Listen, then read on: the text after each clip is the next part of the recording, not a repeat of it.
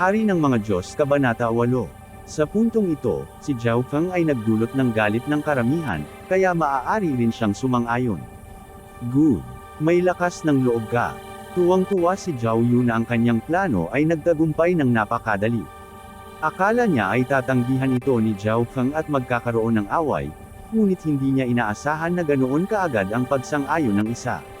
Ngunit sa pag-iisip tungkol dito, kung natalo si Zhao Feng sa archery, maaari lang siyang humingi ng tawad at magkaroon ng paraan para makaalis sa nakakahiyang sitwasyong ito. Ate Yufei, bakit hindi ka mag-judge? Nakangiting sabi ni Zhao Yu kay Zhao Yufei. Sa mga tuntunin ng talento at paglilinang, si Zhao Yufei ay isa sa pinakamagaling sa karamihan, kaya siya ay talagang kwalipikado. Okay. Tumango si Zhao Yufei, ngunit hindi gaanong nagpakita ng interes. Sa kanyang pananaw, si Zhao Yu ay isa sa nangungunang 3 sharpshooter sa clan, at hindi siya kayang talunin ni Zhao Feng. Hindi nagtagal, isang bakanteng espasyo ang naalis sa archery field. Sina Zhao Yu at Zhao Feng, bawat isa ay may hawak na busog, ay nakatayo sa gitna ng field. Mayroong 12 ng mga alagad mula sa angkan na nanunood ng palabas. Ngayon, kasama si Sister Yufei dito, tiyak na ipapakita ni Zhao Yu ang kanyang trump card. Ang ilang mga mamamana ay puno ng pag-asa. Walang suspense sa kinalabasan ng tunggalian na ito. Sa halip na sabihin na ito ay isang archery competition, ito ay mas katulad ng isang solo performance ni Zhao Yu. Halika, tumawag si Zhao Yu ng ilang kabataan para magdala ng 4 na target. Hindi nagtagal, ang 4 na target ay nakahanay sa isang tuwid na linya. Ang distansya sa pagitan ng bawat target ay 10 metro. Si Zhao Feng ay nalilito.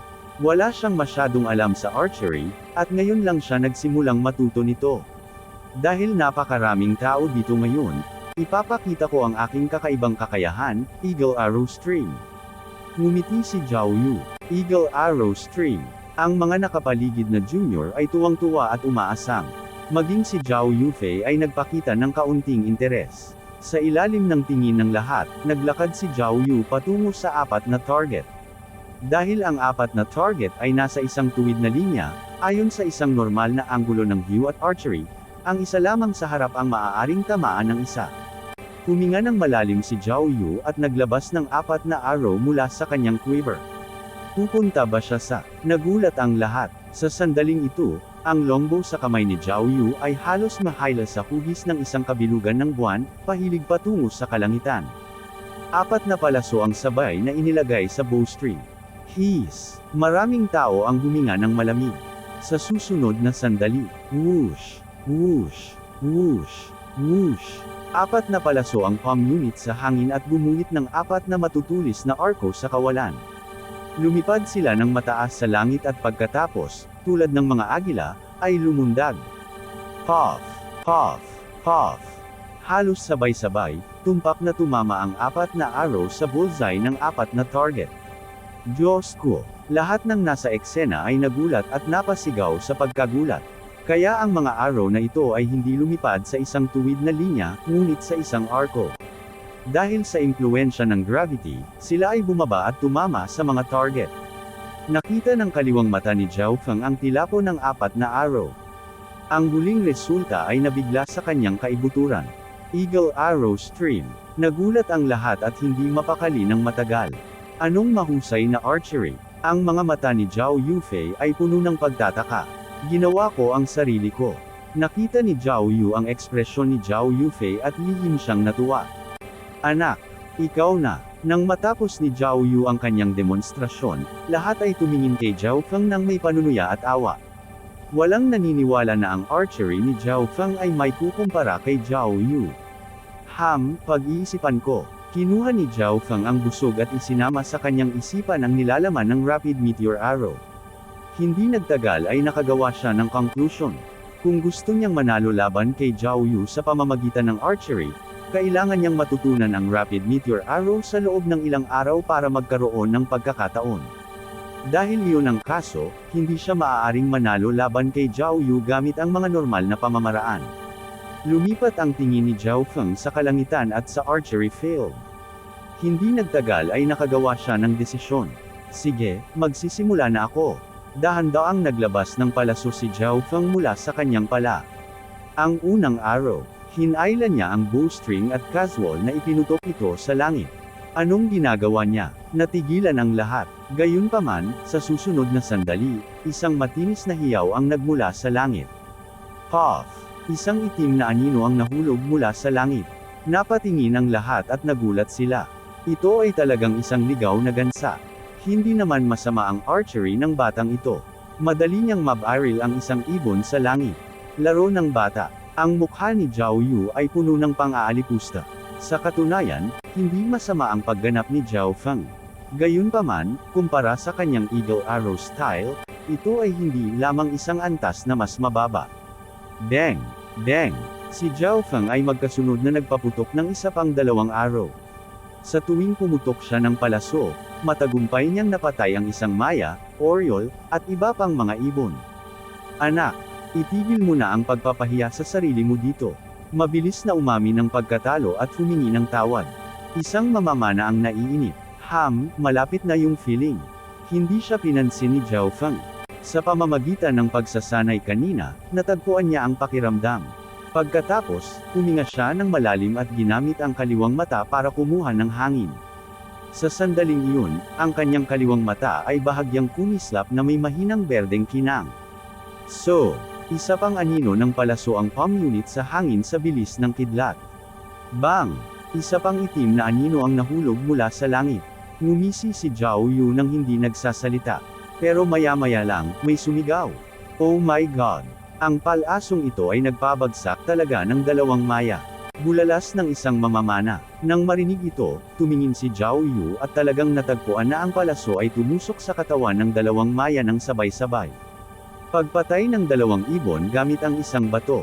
Bulalas ng maraming tao. Bumilis ang tibok ng puso ni Zhao Yu. Hindi niya inaasahan na si Zhao Feng ay may ganoong kataas na kasanayan sa archery. Ang pagpatay sa dalawang ibon gamit ang isang bato ay kabilang sa maalamat na kasanayan sa archery. Hindi ito magagawa ng mga normal na mamamana. Kahit si Zhao Yu ay walang gaanong tiwala. Nakadepende ito sa swerte. Ang mga maya ay maliit sa laki, malayo sa isa't isa, at lumilipad sa himpapawid. Ang target ay palaging nasa isang gumagalaw na estado. Upang makapatay ng dalawang maya sa isang arrow, ito ay maihahambing sa eagle arrow style, ni Chi Yu. Sabi ng isang mamamana, ito lang ang pampaganya. Ngumiti si Zhao Feng. Nang marinig ito, nagulat ang lahat. Maaaring si Zhao Feng ay may mas mahusay na kasanayan sa archery. Hindi nagpaliwanag si Zhao Feng. Dahan-dahan niyang hinayla ang busog at binaril sa target na 50 metro ang layo. Ano ang ibig sabihin nito? Hindi naintindihan ng lahat. 50 metro ay katumbas ng 100 hakbang. Ang pagtama sa target sa loob ng 100 hakbang, kahit na tumama ito sa bullseye, ay walang halaga kumpara sa eagle arrow style at pagpatay sa dalawang ibon gamit ang isang bato. Swoosh! Si Zhao Feng ay bumaril ng palaso, tumagos sa hangin at tumama sa target na 50 metro ang layo. Bang!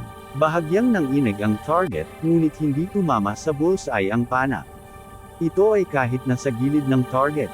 Lumalabas ang pawis sa noo ni Zhao Feng habang nakahinga siya ng maluwag. Hahaha, ang arrow na ito ay muntik nang makalampas sa target. Tumawa ng malakas ang ilan sa mga nakababatang kapatid sa audience. Hindi maiwasan ni Zhao Yu ang makaramdam ng saya. Hindi kaya napalampas ang palaso ni Zhao Feng. Maraming tao ang nag-alinlangan at tumingin kay Zhao Feng, ngunit ang huli ay mukhang kalmado. Bilang notaryo, nagpakita ng pagtatanong si Zhao Yufei. Pakiramdam niya ay hindi ganoon kadali ang palaso ni Zhao Feng. Malalaman nyo guys kapag nakita nyo na. Tiwalang sabi ni Zhao Feng. Nang marinig ito, lahat ay naglakad papunta sa harapan ng target. Sa gilid ng target, may palaso na medyo nanginginig pa. Hinayaan ni Zhao Feng ang isang mamamana na hilahin ang palaso. Napatingin ang lahat sa palaso. Napakabilis, nabunot ang palaso. Sa ulo ng palaso, may itim na bangkay na kasing laki ng gisantes, na may mga bakas ng dugo. Ano ito? May natigilan. O aking Diyos! Ito ay isang langaw. Isang langaw. Gulat na sigaw ng isang alagad ng pamilya. Ano ba? Marami sa mga mamamana na naruroon ay nakausli ang kanilang mga mata, ang kanilang mga mata ay puno ng pagkabigla. Oh my God! Pumapatay ng langaw mula sa 100 hakbang ang layo, paano niya ito nagawa? Ang pagsisikap na makakita ng langaw mula sa 100 hakbang ang layo. Nagkagulo ang hanay ng archery. Paano? Paano ito posible? Mapatla ang mukha ni Zhao Yu, nakatitig sa bangkay ng langaw, natulala siya. Kung ito ay pumatay ng 2 ibon gamit ang isang bato, maaari pa rin siyang maging maswerte. Ngunit ang pumatay ng isang maliit na langaw mula sa 100 hakbang ang layo, hindi niya ito magagawa. Napakaliit ng punteriya ng langaw, hindi ito nakikita ng mga mata ng isang normal na tao mula sa 100 hakbang ang layo. Ang labanan ng mga kasanayan sa archery ay mabilis na natapos. Kung sino ang mas malakas at kung sino ang mas mahina, ay malinaw. Ang nanalo sa archery competition na ito ay si Zhao Feng. Nakabawi si Zhao Yufei mula sa kanyang pagkabigla, tumingin kay Zhao Feng na may komplikadong ekspresyon. Ito ang unang pagkakataon na tumingin siya kay Zhao Feng ng direkta. Ang binata sa kanyang paningin ay kalmado at tahimik, na may malabong ngiti sa kanyang mukha, siya ay may alindog na higit pa sa kanyang mga kapantay. Pwede na ba akong umalis? Nag-walk out si Zhao Feng, iniisip ang sarili niyang negosyo. Ang mga tao sa malapit ay sadyang gumawa ng paraan para sa kanya. Karamihan sa mga alagad ng pamilya sa hanay ng archery ay nagsanay ng archery. Ang mga kasanayan sa archery ni Zhao Feng ay nakumbinsi sila, kahit si Zhao Yu ay walang masabi. Sa pagdaan sa karamihan at paglalakad palabas ng archery range, nagpakawala ng mahabang hininga si Zhao Feng. Ang paglalakbay ngayon sa archery range, bagamat may mga paikot-ikot, marami siyang natamo. Katulad ng paglabas ni Zhao Feng sa archery range. Hahaha, Zhao Feng, sa wakas natagpuan nakita. Isang ligaw at walang pigil na tawa ang umalangaw-ngaw. Sa sandaling matapos siyang magsalita, lumapit ang 3 kabataan, na hamarang sa daanan ni Zhao Feng. Ang pinuno ay isang kabataang nakaitim na may makapal na kilay at malatigre na mga mata, na nagpapakita ng tagumpay. Si Zhao Kun iyon. Bastard, natalo kita sa huling pagkakataon. Sa pagkakataong ito, gagawin kong tanggapin mo ang iyong pagkatalo at humingi ng awa.